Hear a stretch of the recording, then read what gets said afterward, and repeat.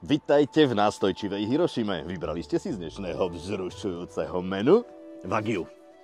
Najdrahšiu, najväčšiu, napájanú sake a pivom. A nech je to minimálne CX-80. Wagyu 80? Tak najstarší tu máme Yoshiko, ale tam má 72. Stačilo by to? Tak, ak má dobrú textúru. Mazda CX-80 je vlastne Mazda CX-60, ktorá zjedla Mazdu CX-30. 3,3 litrový, 6-valcový diesel. To je taký japonský pozdrav zelenej Európe po americky. Výkon 254 koní a 550 Nm ti netvorí pocit nedostatku, ale nechváliš sa. V nádrži máš 74 litrov, čo ti postačí na 1000 km. Ak si slušný. Farby hrajú zeleninový výber. Zvonku baklažán, zvnútra patizón. K tomu chróm a pravé javorové drevo a ľavé javorové drevo. Veľmi dobre adaptívne LED, smerovky s dušou pohybu Kodo. Vidíš tam tú dušu? Moderné dvacky v dizajne B. Dizajn A je možno, keď sú čisté. Váha 2195 kg. Môže veľa.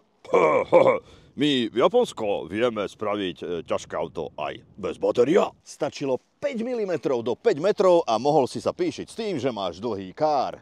Ako car, ako English. OK? Yeah. Od zeme po prvú poistnú udalosť ťa delí 165 mm. Takže radšej zostaň na asfalte a poťahni si až 2,5 tony, keď máš ťažné. Ale keď už sa rozhodneš vybočiť, štvorkolka pomôže. Zásadné zistenia z testu sú, že stredový displej je opticky naklonený a ty máš tendenciu padať doprava. Ak sa bojíš k očnému, zväčši si.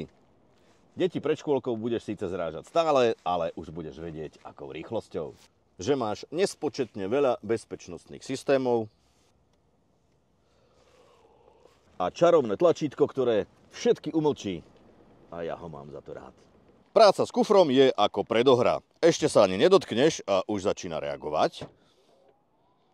Do 258 litrov môžeš iba malú batožinu a nejaké tie šmiklavé pomôcky. 687, to už je prísľubom ľahkého vkladania a priestorových metamorfóz. A 1971, to tam sa už môžeš nasunúť úplne celý. A neviem, či som ti nezničil mikrofón. Vo výbave Takumi Plus môžeš mať aj mínus. CX-80 je normálne 7-miestna. Tu máš -1, čiže 6. Ale máš tzv. Kapitánske sedadlo, cestovnú autonómiu a osobité priečinky. To je taký grc šuflík. Keby bolo moc športovo. Nesedí kapitán vpredu? Mínus